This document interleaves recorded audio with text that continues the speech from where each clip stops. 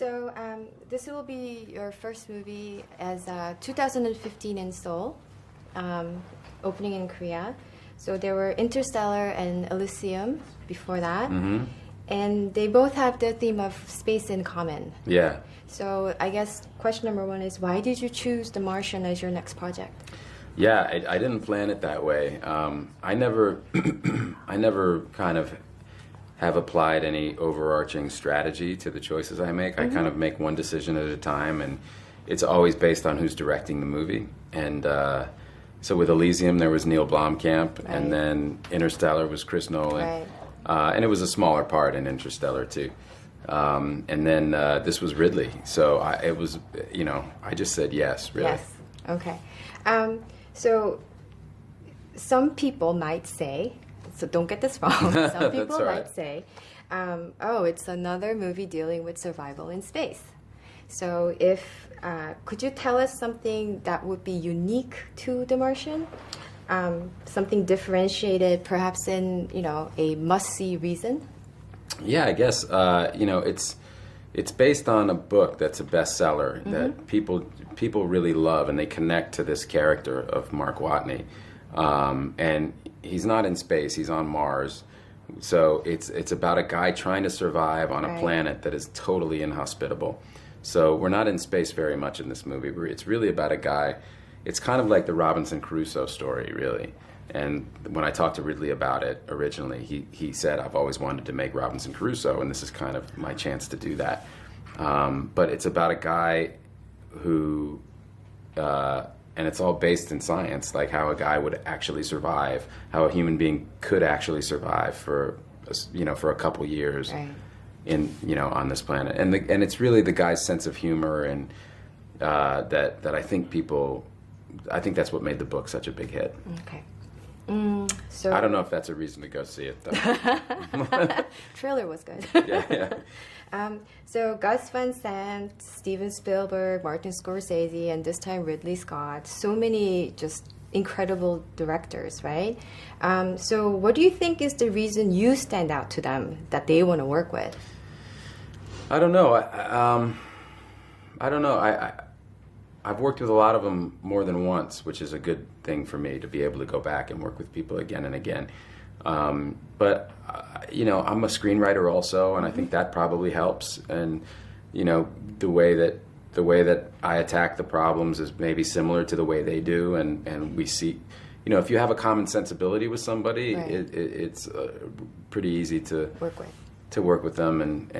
And there's the one thing those guys have in common is, as big as they all are, and kind of renowned as they all are, they don't really have an ego about the job. The job is, all of that stuff gets left behind when they get down to the problem solving, the day-to-day problem solving. And so they all attract people, and they all work with the same people on their crews who they have found help them solve problems the best. And I think I'm an actor who can be in that group, and so I get to keep working with those guys. Okay. So I actually went back and saw Interstellar. And so both actually Dr. Mann and Watney are doing actually they're doing what they need to do to survive, right? But what would you say is the fundamental difference between the two characters? I think the film has a fundamental difference in its attitude towards the characters. In narrative terms, they serve different purposes. Dr. Mann kind of in Interstellar is he represents the selfishness and the cynicism and and that kind of need for human survival, and it's looked at in a certain way. Whereas Watney, it's that same need for survival and that same very human experience that he's going through, but it's celebrated, and it's celebrated as a way to highlight the entire human condition and how we just our knee-jerk response is to reach out and to help somebody who's in need. And so I think it's the films have different attitudes about their characters. Okay. They're both to the credit of both films, each character is doing something that's utterly believable and plausible under given the circumstances they're in. So you visited Korea last time in 2013 for Elysium. Any lasting impressions? It was a very quick trip, and that was my lasting impression, was that I wanted to go back. But I wasn't allowed to do too much anyway because my wife wasn't with me. So she said, don't explore too much until we can go together. So it was like 3 days, but I spent most of the time in the hotel doing interviews. So hopefully next time. Yeah, definitely. Okay. And last thing, if you can say something to the Korean fans, Picky Cast is mostly 20s. Picky Cast is mostly 20s? Mostly 20s. Hello, Picky Cast. You're an audience of mostly 20-somethings. It means I'm old enough to be your father. Please go see The Martian because your father told you to. Thank you. Thank you very much. One personal question.